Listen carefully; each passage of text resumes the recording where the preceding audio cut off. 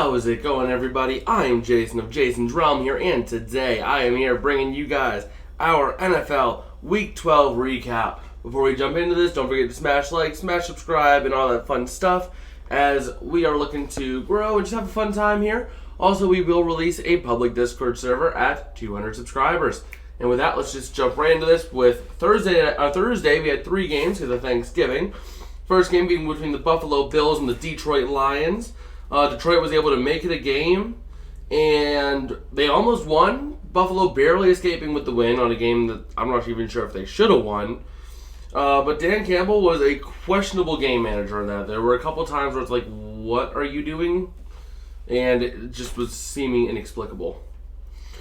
Up next, we got the New York Giants losing to the Dallas Cowboys 28-20. The Giants were able to keep it close in the first half, but Dallas bust open the game at the start of the second half. The Giants looking more and more like frauds each week. Let's see if they can recover this week, but I'm not sure if they can. Up next, we have Thursday Night Football, where the New England Patriots lost to the Minnesota Vikings 33-26. New England was able to hang on until the fourth quarter, but Minnesota is just looking even more legit, and they have a chance to clinch the NFC North next week. In fact, after this video, we will go through playoff clinching scenarios for next week. But New England looked all right. Not sure if they're going to be able to keep it all the way, but they looked all right. All right, now on to the Sunday slate of games. We have the Denver Broncos beating the Carolina Panthers 23-10. Denver's offense seemed to have retreated into a cave. I mean, Darnold was able to lead Carolina to a strong lead and look good.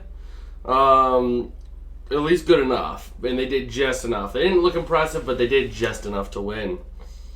Up next, we got an overtime thriller between the Cleveland Browns and the Tampa Bay Buccaneers.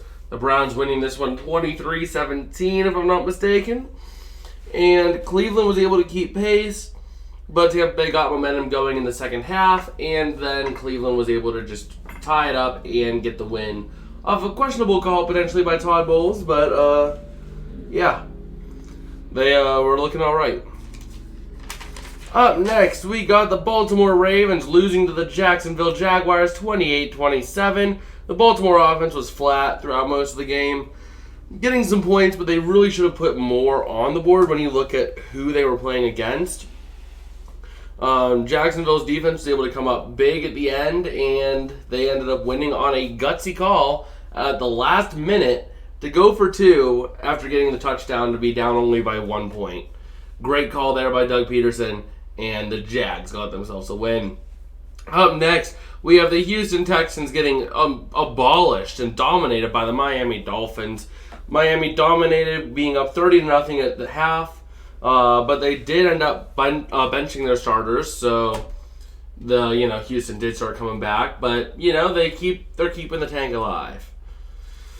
Up next, we got the Chicago Bears losing to the New York Jets 31-10. It was close in the first half, but then the Jets just completely broke open. Mike White is him.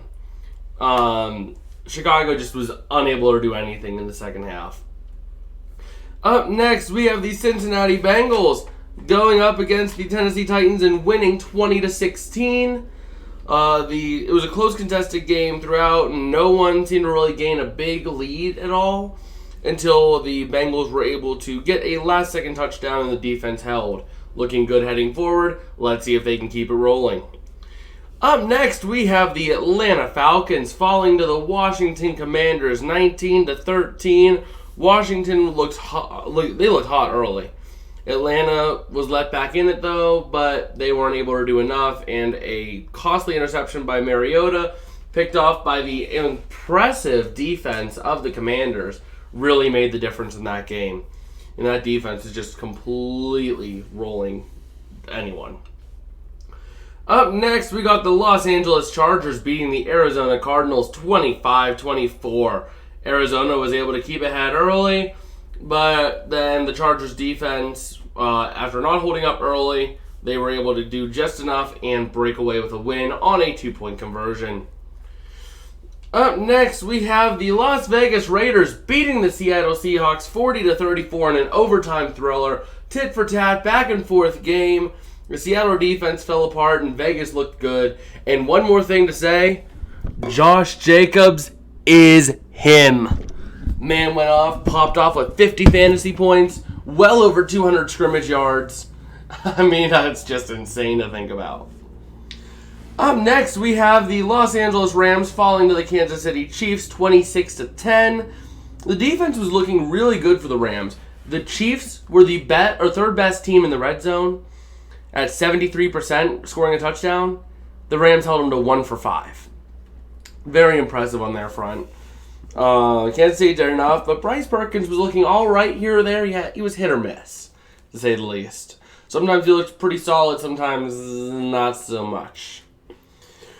Up next, we have the New Orleans Saints losing to the San Francisco 49ers 13-0. New Orleans was unable to capitalize at all. The Niners looking pretty rough in that game, actually.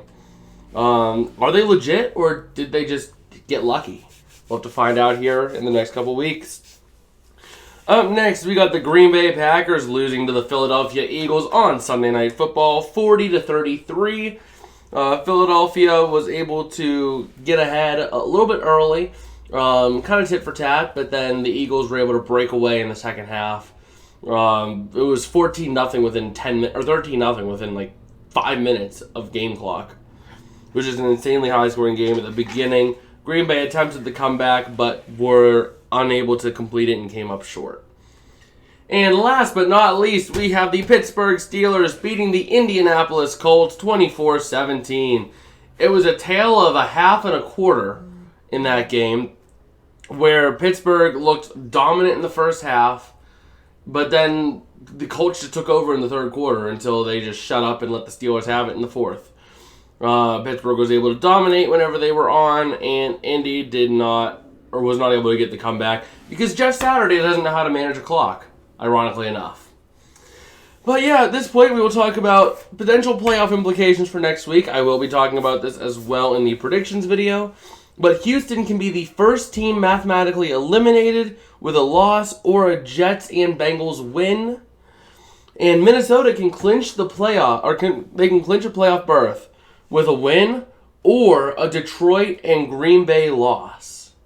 So we could have our first team clinch in the playoffs just because the Vikings are so far ahead in their division. But yeah, at that point, there's not really much else I have to say. Just smash like, subscribe, all that fun stuff, and we will see you guys tomorrow with the power rankings. Peace out, and have a good one.